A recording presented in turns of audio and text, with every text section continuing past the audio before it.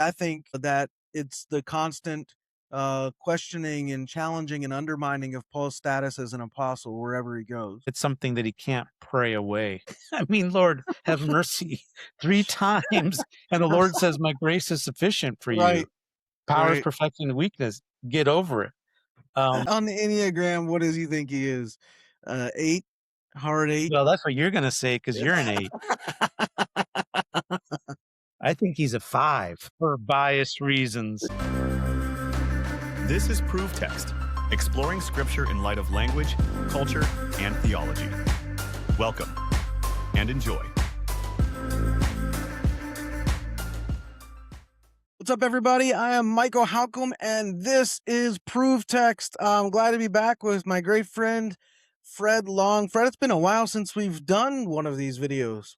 Yeah, I think we finished Galatians, and then we took a 3-year break. I don't know how long ago that was, but yeah, it's It's been a been a while. while. Yeah. Well, we decided that we would jump back into a long study of Corinthians, First Corinthians in particular. Maybe we'll follow up with Second Corinthians.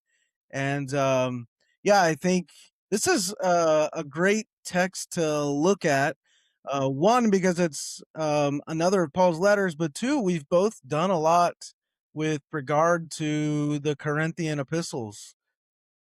Yeah, it was my dissertation area was looking at Second Corinthians as a whole from a rhetorical perspective, which caused me to look at First Corinthians because that provides the rhetorical setting and situation to Second Corinthians. So, man, I was all over these texts, and I've continued to write essays and articles, um, and you, Michael, right? You wrote a commentary on Yeah, I this for wrote a little Seedbed. commentary for Yeah. Seedbed on this and did the video series that goes along with that. And then I also dissertated on First Corinthians. My dissertation hovered around First Thessalonians and Galatians and First Corinthians. So Paul the change agent. yeah, Yeah, if yeah, you want to study like how Paul approached issues of change and was a leader in that context, you need to look at Michael's dissertation.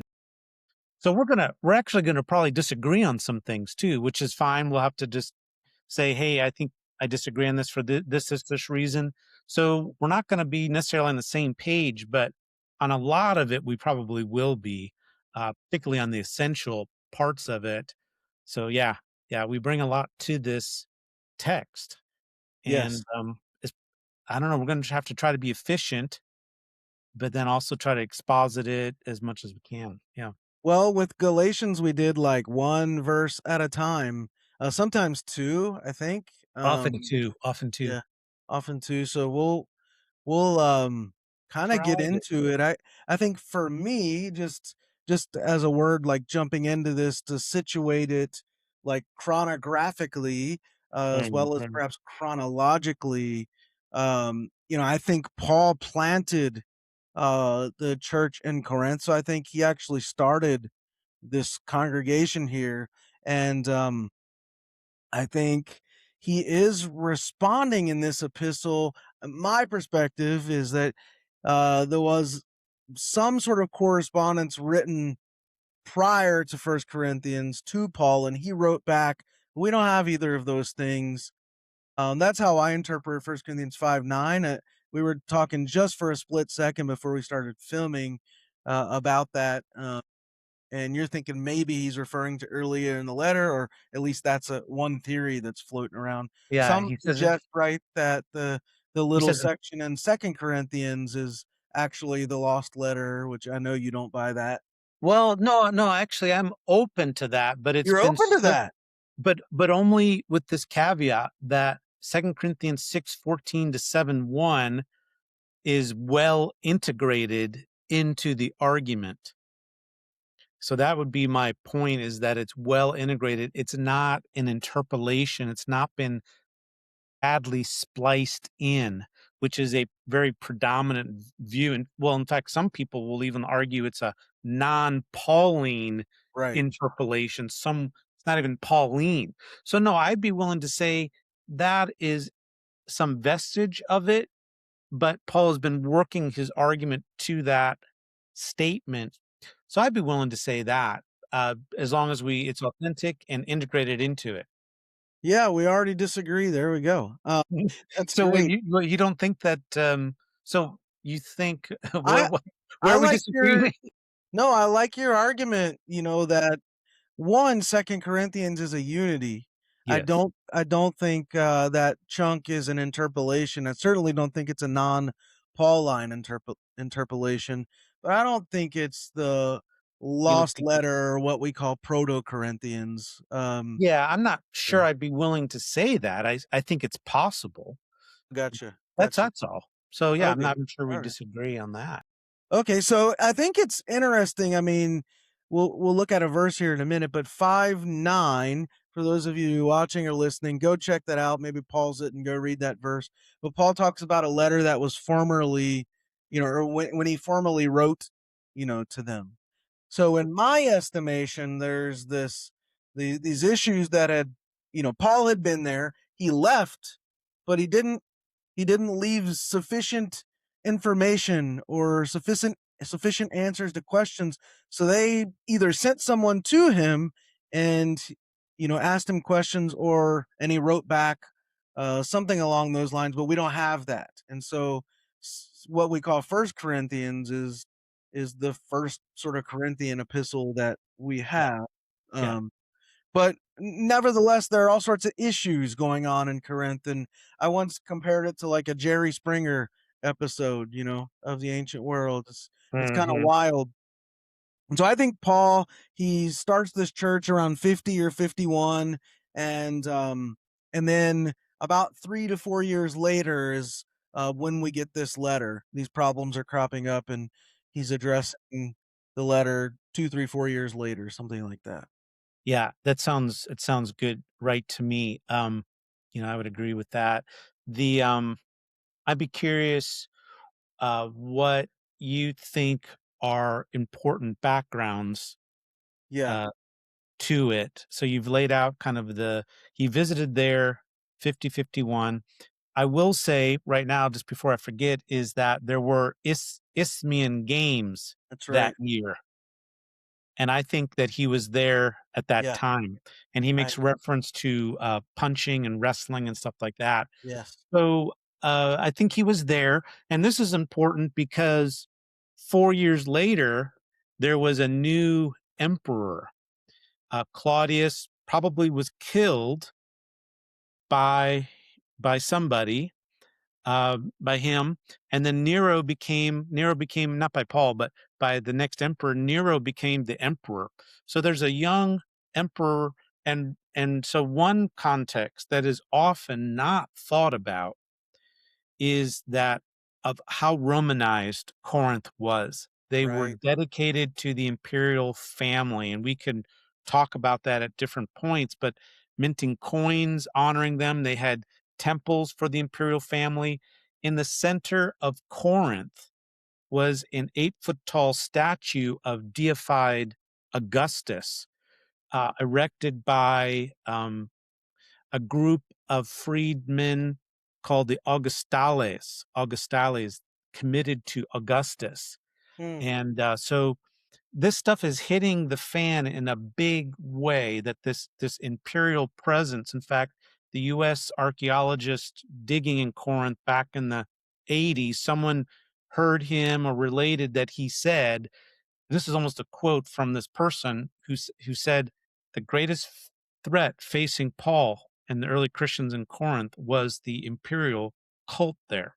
Hmm. So so this is something then that we're going to see imagery Yeah. that is related to these events, and uh, particularly in Second Corinthians, but there's already a precursor in First Corinthians, and it only gets worse. That's good. Um, so that's just one context that we must not forget. I So think on the heels of that is Rome, of course, had been conquering everyone and taking nations captive, and so Rome, the city had become like a mainstay for slaves, but it had become overpopulated, and so In my view, at the time Paul was planting this church and writing this letter, Mm, Corinth had become the next sort of outpost for slaves. mm, Um, and so one of the things that we're going to find as we get around chapter 8, especially, maybe even a little before then, but from 8 on for sure, is that this slave population, which I think the slave population is the weak, the foreigners or what Paul refers to as the weak later in the letter. That's going to become very prominent. And you're saying Paul was there for the games. I agree with that. I think, and also near the center of Corinth was, where all the shops were, and Paul would have been doing his leather working there. And there was a Makelon, which was like a food market. And I think Paul would have, his shop would have been right alongside those, and he would have worked with these foreigners. One of the things the Romans loved was capturing these foreign slaves and mm, one having them delicacies, right? mm. They loved these foreign foods, and we find also from archaeology, like journals and things like that, pottery. Uh, well, I'm saying the academic journals like chart all this pottery and stuff. Is that there was a huge foreign presence in Corinth during this time, and the other thing is that the wealthy, I'll be curious to hear if you agree or disagree with this, but the wealthy were often illiterate, if we can put it that way, or not as literate as the slaves. In other words, it was like, if you were rich enough to have a slave to do your reading and writing for you, that was like a sign of high status. And I think we have that dynamic going on too in Corinth, and it doesn't come to the fore until really later in the letter, but I think it becomes a real big issue, especially in chapter 14. But Yeah, what you're pointing to and describing is that there are dynamics on the ground that are causing strife and yes, competition and honor and shame issues that Paul will be criticized for himself because of how he aligns himself. He aligns himself with craftsmen, and he rejects patronage right. from wealthy Yeah, Corinthians. that's right. And this becomes a snub Yes, of friendship. We'll get into it, particularly when we get to Second Corinthians, but like why he didn't want to receive their patronage, because it would show favoritism right, towards one patron who were rivaling each other to be the main patron. So right. there's these issues of inequity, social status, and then Paul, he's got the burden or the joy or burden of presenting a gospel that features someone brutally killed, Right. um and the shame of that, and he's saying he is Lord and I'm his servant. And there's all these dynamics of sexuality, social status, freedom, slave issue, different kinds of believers, Yeah, people rushing to meals, trying to get the best seats, the best food, and it's a mess. It's basically a mess that Paul is trying to navigate. And so he's hearing reports from people, letters are coming to him, and we can actually know what he's responding to by way of letter, because he right. actually uses a technical phrase, Yes. now concerning, now Yeah, concerning this, now concerning that, and we'll help you track that in the letter. I think First Corinthians is just, it's a masterpiece. I used to I think of agree. it as a disparate set of weird themes together. Now it is such a masterpiece of how he weaves this together. And this is early, like you were sharing before we got on just a little bit. You're like, this is his third or fourth letter. Like he's able to do something, pull something off here that is really quite remarkable. And it doesn't land well because he has to write Second Corinthians. I mean, he really pisses some people off. He really steps on some toes. And so anyway, it's just an amazing correspondence that we get to learn from about being a Christian leader. Yeah. about addressing contemporary issues. Think too, one other issue that I would say is an overarching issue for the entire letter revolves, it's like a two-pronged thing. It revolves around a group of wives in this congregation, in this church plant, and um, baptism. And I think in particular, Paul baptized some people. He mentions that in chapter 1, but the wives of these men that he baptized, they form a little clique, in my opinion. And here, this may be one thing we disagree on, but I tracked this throughout the entire letter, and I feel like it's a major issue, and it resolves some of the things like head coverings, I think, in a very easy way, but we'll get to that later on. But I think the baptism stuff that we're gonna read about when we get to like 110, 11, and 12, um, we'll talk about that more there. But the baptism and this group of wives in particular become a real sticking point for this letter. Yeah, So I know that you shared that with me before, and I'll be glad to entertain that. I mean, I love considering all the possibilities, and Michael is certainly a creative problem solver when it comes to these texts. That's what I really appreciate about him. I sometimes need to reel him back, but I go I go off on tangents, and Mike needs to reel me back. So we're going to try to lay out the evidence as much as possible. I would say that another important context that relates to this is that Paul preaches the gospel in Corinth, and he's there. We don't know how long he was there. Do we know exactly how long? A year or I think so? he was there A a month? year and a half, maybe. Or I was thinking of Ephesus. So he's there Yeah, for a while, there for a but little while. when he leaves, another person shows up, and his name is Apollos. Now, Luke in Acts, Luke, when he writes Acts, he leaves clues. I'm convinced of it that he leaves clues in his description of cities and peoples to help interpret Paul's letters. And yet he never mentions Paul's letters. I think he doesn't do that because Paul's letters are too dangerous from a Roman perspective, because they're speaking so clearly about Jesus as Lord, countering uh, empire in some significant ways. But when Apollos is mentioned, he's described as being powerful in word, and which means that he knew rhetoric really well. And he was baptizing people, like he was a disciple of John the Baptist. So he comes into Corinth after Paul leaves, and I think he was really winsome, and Mhm, people were baptized by him, and people began comparing Paul to him.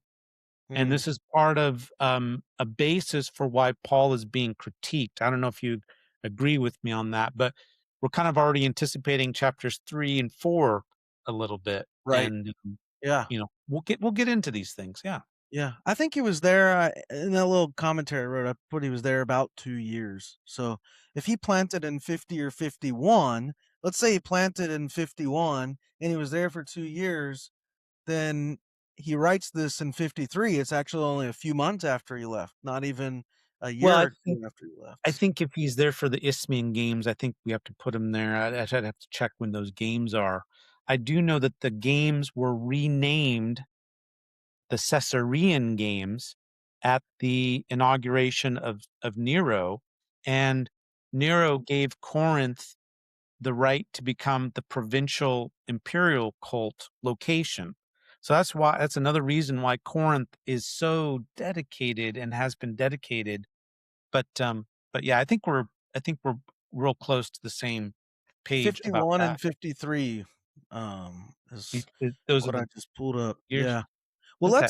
let's check out verse 1 and see what we can get pull from this. So let me, if you're watching, I'm going to put the Greek and English text up on the screen, and you'll be able to follow along. If you're listening, obviously you can just follow along that way, but I'll go ahead and read, and then we'll discuss what we're seeing in the Greek here. So it begins, Pavlos kletos apostolos, Christou Iesu, diathelematos Theu que Sosthenes o Adelphos.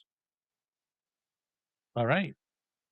So Paul, that's the noun. Kletos is an adjective meaning called.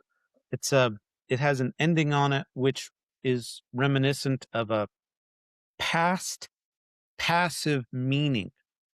So it's from the verb kaleo, to call. And so when you put a past passive meaning on it, it becomes called. So someone calls him in the past, he's been called. And then what is he called? Apostolos Christou Jesu, an apostle of Christ Jesus. So let's discuss this for a second. What in your view is an apostle? I mean, because we're essentially just transliterating it from Greek into English, kind of like we do with Yeah. baptizo Sure. or something like that. Yeah. I kind of understand an apostle by and large as they do the work of a church planter in the ancient world, but in particular, these apostles had also seen Christ, right? Mhm. And had a direct encounter with Christ. So I'm curious, just in your understanding, what is an apostle? I think it's someone sent out. I think it's someone sent To from. evangelize, to church plant, to Yeah, teach, preach, I what? think it's a church plant. Yeah. Yeah, So this goes back to some of the basic role function of the 12 disciples to be apostles and to right, send them out. And this title is a controversial title for Paul to lay right, claim of, because and Acts represents this ambiguity or conflict, because the 12 disciples, after Judas died, they wanted to control and put parameters around, well, we got a replacement for him. It's got to be someone who saw Jesus as a human being, but then also could see him as as raised from the dead. right. Well, apparently, I mean, we don't know, but apparently Paul didn't see him as an earthly person, but he You don't saw that. think so? You don't think he's ever saw Jesus at the temple in Jerusalem? I don't know. I don't. He doesn't lay claim to that. He doesn't. I have a hard time imagining he wouldn't have seen him though. I don't know. It's I just have a hard hard to time imagine it. imagining that he wouldn't have given us clue that he saw him. But I mean, that's true, but there are occasional letters. But yeah, I don't know. yeah. So I guess the issue then is people were, I guess they would have contested that Paul legitimately saw the raised Jesus, Right. because Because it who was could in a, prove that except him, right? well, it was in a vision and others were present, right? He fell off from his horse and others heard something, but they didn't know what was going on, apparently enough. So anyway, this is a contested category for Paul. It becomes contested, and it starts in, well, it's in Corinth. I mean, do you think it's contested in Galatians? I think it's contested, yeah, from the Jerusalem Council on, despite the fact that Mm. he was given the right hand of fellowship by Peter. I think the men, James and his men, always contested it. And So I it's a think, fighting term for Paul. It's something that he has to, that right, he's under the gun about it. Luke kind of sidesteps it by saying, well, they gave it to another guy who met the criteria, the lots fell to him. But then in the book of Acts, you have Peter's ministry going to, but through chapter 12, and then after that you have Paul mainly with a little bit of Peter after that. So Paul is the main figure. So it's almost like Luke is saying, yeah, there's a little bit of ambiguity here, but Paul, he's doing this heavy lifting of planting churches. um, Yeah. I also in First Corinthians 15, Paul has that crazy line where he says something to the effect of like, I was one untimely born. You could almost some people interpret it as like abortion. I was Lastly, essentially an abortion. he says, and finally, and last of all, he appeared Yeah, also to me, right. one untimely born. Yes. Um, there is that.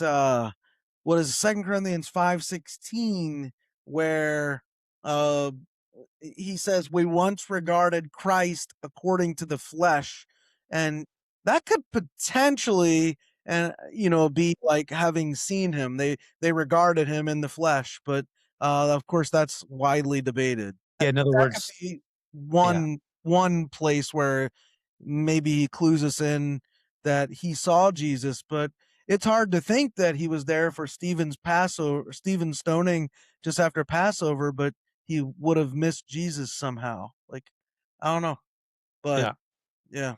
So yeah. So he's an apostle of Christ, Jesus. And this is an official designation. It's a title. It's a function title. And he's acknowledging also that it comes dia thelematos theou, that it's through the will of God, intermediate agency. man, I just have already a million things I Yeah, want to talk about. yeah, through the will of God. It's not upotheu, it's through, which to me construes less a direct agency. I know that's controversial. And what does that mean? It means that Paul had to respond to that Right. faithfully. And we know that some people don't respond to God's calling. I mean, didn't Abraham's father, wasn't he called to leave? But he didn't. But he didn't. So I think we just have to recognize is that just because God wants something, he doesn't force his way on us. Um, Pharaoh is maybe an exception, but Pharaoh has already opposed God. And then God Yeah. makes a laughing stock of him, the most powerful human in the world at that time. You talking From about where God hardens Pharaoh's heart? Yeah, but Um, Pharaoh already had hardened it That's first. right. He already and I would say that there's a difference between God being the source that hardened Pharaoh's heart and Pharaoh being jealous of God and seeing God and his heart becoming hardened over that. Yeah, You know, yeah. I don't know so there's a difference between the source and maybe the the calls. So yes, Pharaoh being jealous of God and seeing that God can do these miraculous things causes Pharaoh's heart to be hardened, but God doesn't make like in that he's the source. But I mean, it yeah, was a direct challenge, right? It was a direct challenge to him being the son of Ra, right? right, He was right, connected to God, and all of a sudden, here's these Hebrews that have a different God, and it's challenging his whole legitimacy, not right, just his worldview. It's not like a worldview crisis. It's challenging his legitimacy. exactly. Yeah. And this is why he keeps attempting to do the same things that God does, right? It's a Turning the magical yeah, contest. exactly. And then I want to back up for 1 second. There's like three things I want to talk about. One, apostle again. I get kind of it's like a red flag to me when people call themselves apostle today. What's your take on that? Well, I think it happens in in charismatic kind of Yes. contexts. It's certainly laying claim to a kind of authority, Yes. and it raises the question: is there a legitimate office or role or gifting of apostle? I'm one to think that these gifts don't disappear. I'm not a cessationist when it comes to spiritual gifting. So, apostle is always listed first in the gift lists. And I'll share data when we get there, chapter 12, from 13, 14. Yeah, you've So, done a lot on that. Yeah. yeah, I've done a lot of thinking about this. there's an interesting network of themes around giftedness, integrity, humility, distribution goes on. So that's really intentional. Ephesians, Corinthians. So to me, I don't know. Do you think the gifts have ceased, or I don't that think the gift gifts have? have ceased. I don't think the gifts have ceased, but I think perhaps that office has ceased. And, Yeah. again, I look at like someone who saw Christ or the risen Christ, and if that is a requirement, I don't think that role exists anymore. So I don't know. What if someone claims to have seen Jesus in a I way mean, I similar know to it's like Paul? it's hard because it's unprovable. It's like all these books of like people dying and going into heaven and then coming back to life and writing about it. It's like who can prove that except or disprove it? Like, Yeah. Yeah, it can't be it, disproven, which means it's not scientific, right? yeah, So so I science is based on the ability to prove or disprove evidentially. So yeah, not I that just get science nervous is because the I've end seen it all. abused. I've seen it manipulated, Yes, right? I would definitely be suspicious of it. What I find interesting is that Paul hardly makes reference to his miraculous things. Right. And that seems very significant to me. There's a kind Right. of humility. He does so at the end of Second Corinthians, but he is forced to do so, and he says Right. as much, which is actually a rhetorical trope from defense speeches where people, politicians, and other uh, citizens are saying, "I'm boasting about myself, but you have forced me to do so." So I find that intriguing that he doesn't rest his laurels on Yes. that event, Yeah. even though that relationship, he does keep talking about that close relationship with Jesus. I've been crucified with Christ, and I no longer live, but Christ lives in me.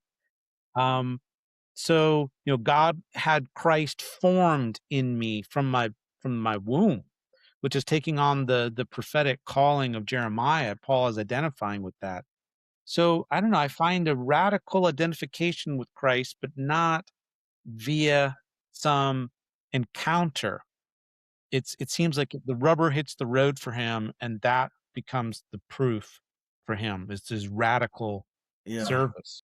I just feel like this one term, apostolos, becomes such an issue for Paul. In fact, in my, I don't know, I don't remember what you regard the supposed thorn in the side or thorn in the flesh as, but for me, I think that it's the constant questioning and challenging and undermining of Paul's status as an apostle wherever he goes. Um, I would not be opposed to that at all. yeah, It's a play. It keeps plaguing him, and it's something that he can't pray away. I find it interesting. He can't pray it away. I mean, Lord, have mercy 3 times, and the Lord says, "My grace is sufficient for you. right, Power is right, perfecting the weakness. Get over it." Man, you can and see how many times already in our discussion that we're going to Second Corinthians because these letters are connected in surprising ways, and so we're gonna keep doing that probably. let me So ask let's you another question here about Okay. just his name, Pavlos. And it's kind of like a little bit of a diminutive, right? Doesn't it mean a little guy or little one? It means small. Small, yeah. It means Uh, small. it's- So, yeah, from Saul to small. right. So I would argue that right, Paul's name, he had a Roman parent and a Jewish parent.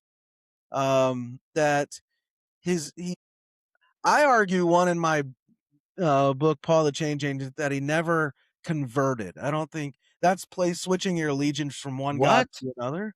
What? Paul didn't convert.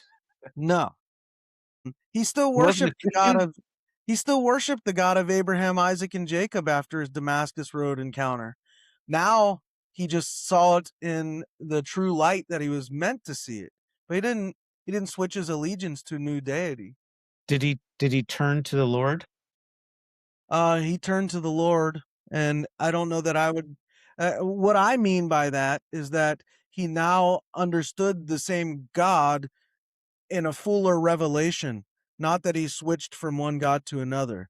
To me, from sociologically, that's what a conversion is, switching your allegiance from one God to another. I don't think Paul ever does that. He Yeah. still believes in the God of Abraham, Isaac, and Jacob. He just now has a fuller revelation of it. But he did need to turn to the Lord. Yeah, I mean, he turns to the Lord, and if we could play the sort of semantic etymological game there, but I don't think sociologically it fits the category of what we'd call a conversion. So I Mm, just refer to it as his Damascus Road experience, yeah. Avoid where the it's a issue. fuller revelation. But this also leads into me saying I don't think Paul ever had a name change that accompanied that. His name was Pavlos Savlos or Pavlos Shaul, Paul Saul. And my understanding and reading of Paul and writing on Paul is that he would use that Roman or Greco-Roman, the Latinate name, uh, whenever he'd go to minister among Gentiles, and he'd used Shaul or Savlos when he was ministering among Semitic groups, and so he used it very, very strategically. But he didn't have a conversion name, in other words. So Okay. it's interesting to me that he doesn't really go by Savlos Pavlos, but that would tell me that he's probably here not writing, at least maybe to a large Jewish section, but I believe they're there. So I don't know. That's intriguing to me that he doesn't use both names. Yeah, and he Mm. never does. Right. So the And only then it's person like who's John aware of it Mark, is like yeah, but the only person that's aware of that is from Luke, right? yeah, When in he calls him Acts. Saul, and then he Right. changes his name to Paul. So it seems like Luke wants to connect it to a conversion experience, I think Luke's connecting it to his missionary Gentile mission. strategy rather than his conversion, so-called conversion experience, his Damascus Road experience. Yeah, Yeah. So we interesting. can hammer that out, as we go along here. Maybe one of the things that we, part ways or go different ways on. But I think Paul never changed his name. I don't think he had conversion.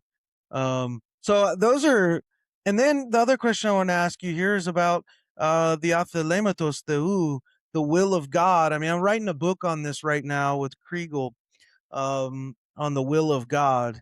And so I'm really, I've been pressing into this for about 2.5, 3 years hard.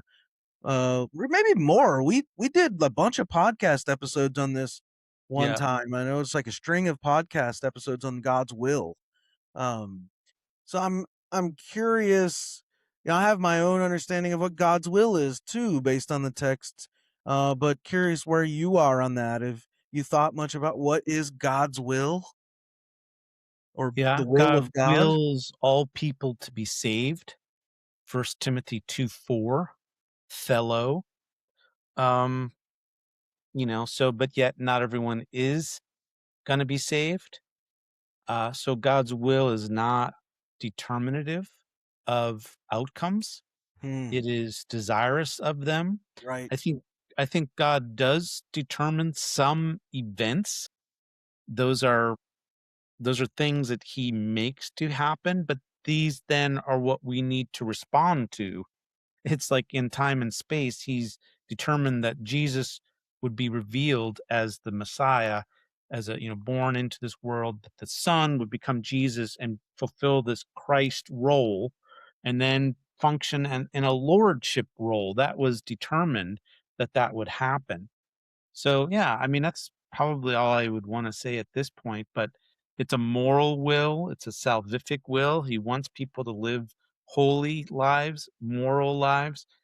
He wants them to be situationally aware and on mission. I think probably every day, if we would listen well, that we would have a chance to share our faith and do good things and share our faith. I think that, and every day that could be, he could be guiding us, orchestrating to us for us to do that, us participating in that.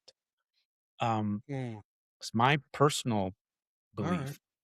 I follow along the lines of I guess my starting point sort of is First Thessalonians 4:3, where he says, "For this is God's will that you be sanctified," or your Yes. sanctification, right? So as Yes. you're mentioning there, holiness, holy living, and I've thought so I got these first 2 chapters of this book done, and I've done like a biblical theology of God's will. So Hmm. I've essentially worked through the Hexateuch, the first 6 books of the Old Testament, and then uh pick up with the New Testament after that. But what what I've found is that that definition that we get there in Thessalonians from Paul holds true across Genesis, Exodus, Leviticus, Numbers, Deuteronomy, Joshua. Like, it just holds true, and holds true across, I think, the whole New Testament. God's will is for us to live holy, which had me thinking about, well, how do I define holiness then? And John Oswald. he- here, well, I want to hear what I love Oswald. I want to hear what your thoughts on that. Here's my take. That Here's how I define holiness: is proximity to God. And that may seem like a weird definition, but that's where I've landed. That Yeah, you're a bit of a God mystic. God God is holy, right? The text says that. He is holy. He is the epicenter of holiness. And so that if I want to live holy, I must draw near to him to do so, and he must draw near to me for me to be able to do so. So my holiness is determined by my proximity to God. And the closer I am to him, the more able I am to live more holy. The further I am from him, the more I'm incapable of living holy. So I don't know, it's kind of a weird definition, but proximity to God is how I define holiness, and maybe I'm off, but Well, I um think that's just one way of describing what Oswald would say and says is its relationship. hmm, And that in antiquity, right, you had temple prostitutes who were called holy in regard to their gods that they served in that capacity. So holiness is a relational concept of being in relation to a divinity. And so um, basically God sets up this relationship with Israel, and he keeps saying, I'm holy, you're to be holy, and you're a chosen holy nation. This is what God has always wanted, is a holy people. And so a people that are close to him relationally, and then also he fills in the content of that holiness, that it looks a certain way. It affects one's behavior, conceptions of justice, and these kinds of things. right. Yeah. That's good. So Well, and so yeah, his go. book is called Called to Be Holy. And he basically said there is a spirit of like sexual promiscuity, which is very prominent in the world. And that God this is why God speaks in certain ways, and really it makes sense of the major metaphor across Right. scripture Yeah. of his people being his bride And being and unfaithful. covenantal faithfulness. Yeah. Well, let's get to the last 4 words here. Okay, so Sosthenes or Adelphos. Yes. And Sosthenes, the brother. Wow, there's so much to cover there. Now, who is this Sosthenes guy? We had to refresh our memories here. He is the synagogue leader in Corinth that is beaten. So apparently he was showing hospitality to Paul, became at least, if not, then what we learn here became a a convert. And so he's Right. beaten up. It says in Acts, he's beaten up in 18:17. front of the bēma seat, Yeah. which is the place of judgment, which Paul mentions by analogy in 2 Corinthians 5. We're all going to stand before the bēma seat of Christ. So the bēma seat is a legislative place in the Corinthian forum that the statue of Augustus looks at. It's facing that. So you got this huge center space. And so it says that, that Sosthenes was taken before the bēma seat to lead. He was the leader of the synagogue, and it was He beaten in front of the judgment seat. he But Gallio, succeeded. He succeeded Crispus, by the way, who was the previous synagogue ruler. mhm, We hear about him also in Acts 18. mhm. So Gallio is a official there, the consul, I believe he is, and he didn't do anything about it. So they take this guy, they beat him up in front of Gallio, Yeah, and he's like, "I'm not going to do anything about this." And that's really interesting too, because Gallio was the brother of Seneca, who is a famous Roman right. philosopher, former slave or slave philosopher. I think he was freed and eventually was the court philosopher for Nero, and writes a really insignificant piece, some pieces, but on mercy to the young Nero right around 54, 55. But then eventually Nero doesn't like him and says, "Kill yourself." And Seneca says, "Okay." And he kills himself in the 60s. Interesting. Yeah, Also interesting. So Gallio, so there's this weird letter tradition of correspondence between Seneca and Paul. It's called the letters of Paul and Seneca. And we don't think it's authentic, but they're these short little letters. But there's actually a guy by the name of Jan Sevenster who argues that they are authentic. oh, So it's a Brill published book back in 1961. It's called Paul and Seneca, and Jan Nicolaas Sevenster, he says these are authentic. And so I've read them before. They're kind of bizarre. They're kind of mundane things, but it's mm, interesting to think that Paul might have had a relationship with Seneca, yeah. and Seneca has some pretty amazing things to say. Like, I think there's rubbing of ideas in ways that I wish we could track, but it just makes you wonder whether there might have been a relationship, and that might have tempered some of Seneca's statements. So So anyway, Sosthenes is this guy that's persecuted for his faith and now is writing with Paul.